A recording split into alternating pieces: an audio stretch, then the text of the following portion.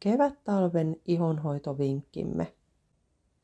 Meikki puhdistuu parhaiten kaksoispuhdistuksella, jossa ensimmäinen puhdistustuote on puhdistusöljy. Ota tuotetta kädelle, 1 pumppaus riittää. Hiero puhdistusöljy kaikkialle kasvoihin. Kostuta sormenpäät vedellä ja käy kasvot uudelleen kauttaaltaan läpi hierovin ottein. Puhdistuksen lopuksi huuhtele kasvot vedellä. Maitomainen puhdistustuote poistaa puhdistusöljyn sekä kosteuttaa ihoa. Vaihda vaahtoavat putsarit kosteuttaviin ja lempeämpiin maitoputsareihin.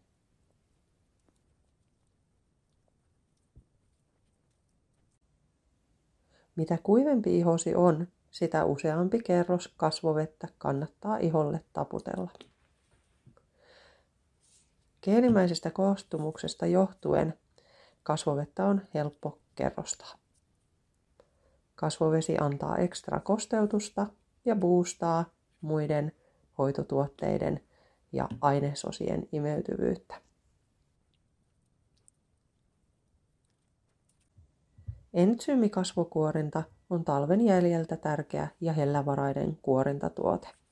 Se vahvistaa ihoa, poistaa ihosta karheuden ja mahdollistaa muiden hoitotuotteiden imeytymisen.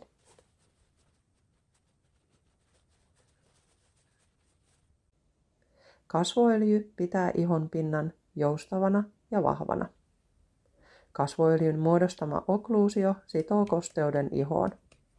Levitä muutama tippa öljyä puhtaalle iholle tai hoitoseerumin tai hoitovoiteen päälle. Aurinkosuojatuotetta kannattaa käyttää ympäri vuoden. Kevät-talven aurinko on tehokas.